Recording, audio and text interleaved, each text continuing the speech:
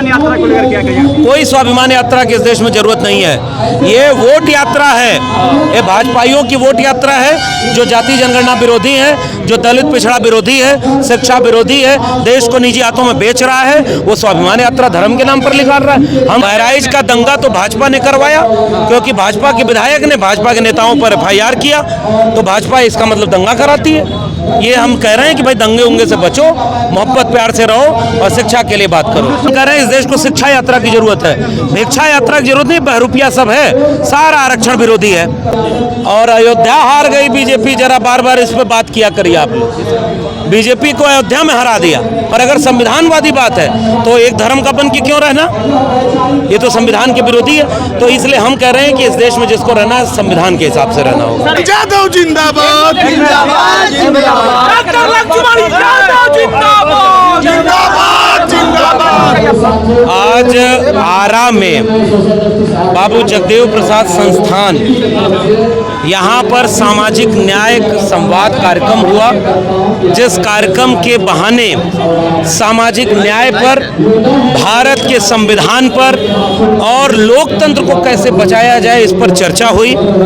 मैं दिल्ली से आया और मैं पूरी आयोजन समिति का बहुत धन्यवाद देता हूं कि जिस समय पूरे देश को दंगे की आग में झोंकने की कोशिश हो रही है, धर्म और मजहब के नाम पर लड़ाने की कोशिश हो रही है, जातियों में बांटकर कुछ जातियों को सारा हक देने की बात होती है, ये कार्यक्रम आरा में सामाजिक न्याय की बात कर रहा है, कलम किताब की बात कर रहा है, लोगों को जोड़ने की बात कर रहा है, शिक्षा की बात कर रहा है, जाति जनगणना की बात कर रहा है। आज के कार्यक्रम के जरिए ये संदेश दिया गया कि सबको एकजुट रह करके कैसे संविधान बचाना है। क्या लग रहा है सर? सवाल है कि अगर हम कहें कि आरा में अगर आपको आना है तो हिंदू वर्ग में यहाँ पर आना होगा, तो क्या सोचते हैं? मैं कह रहा हूं कि ये संविधान विरोधी बयान है।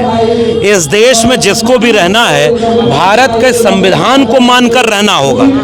और जो इतने बड़े भाजपा के नेता, भाजपा के सांसद जो ये बोल रहे हैं, ये संविधान विरोधी बात है। और अगर संविधान विरोधी है तो जरा सुप्रीम कोर्ट और मीडिया इसका पड़ताल करे। और अगर संविधानवादी बात है तो एक धर्म का बन के क्यों रहना?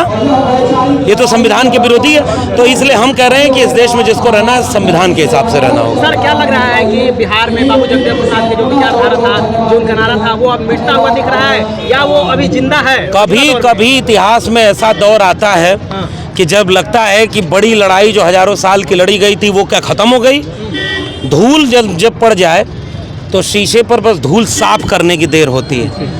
उत्तर प्रदेश में कोई नहीं मानता था, लेकिन उत्तर प्रदेश में अखिलेश यादव का PDA चला और अयोध्या हार गई बीजेपी, जरा बार बार इस पर बात किया करिए आप लोग। बीजेपी को अयोध्या में हरा दिया, वही PDA अगर एकजुट होकर के बिहार में और उत्तर भारत में फिर से वंचितों शोषितों की एकजुटता संविधान को बचाने की होगी, सारी लड़ाई फिर से लड़ी जाएगी और समानता का देश बनाया जाएगा। बहराइच की घटना को किस तरह से देखते हैं? बहराइच का दंगा तो भाजपा ने करवाया, क्योंकि भाजपा के विधायक ने भाजपा के नेताओं पर FIR किया, तो भाजपा इसका मतलब दंगा कराती है।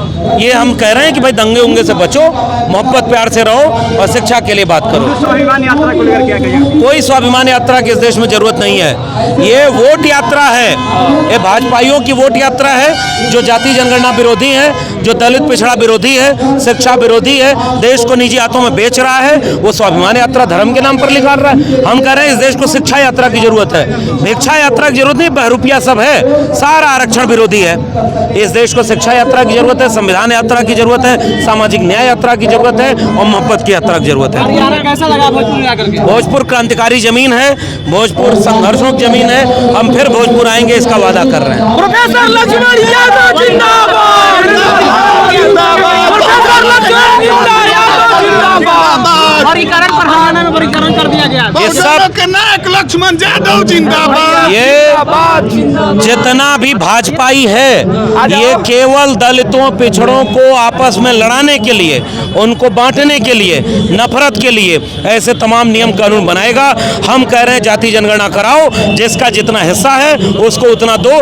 बिना आंकड़ों के कोई नियम नहीं बनना चाहिए जो लोगों को बांटे, लोगों को नफरत कराए। वो बांट करके हमें कमजोर करना चाहते हैं। प्रोफेसर लक्ष्मण यादव देखिए, पहली बार लक्ष्मण यादव आरा की धरती पर, और किस प्रकार से यहाँ के युवाओं के द्वारा लक्ष्मण यादव का स्वागत किया जा रहा है। देख सकते हैं लक्ष्मण यादव एक यूथ आइकॉन बनते जा रहे हैं। लक्ष्मण यादव पूरे भारत में लक्ष्मण यादव का एक ट्रेंड चल रहा है। आप देख सकते हैं युवाओं की एक तादाद है और लक्ष्मण यादव के साथ आप देख सकते हैं बहुत बड़ा जो है वो भीड़ जो है वो लक्ष्मण यादव के घेर के रखा है।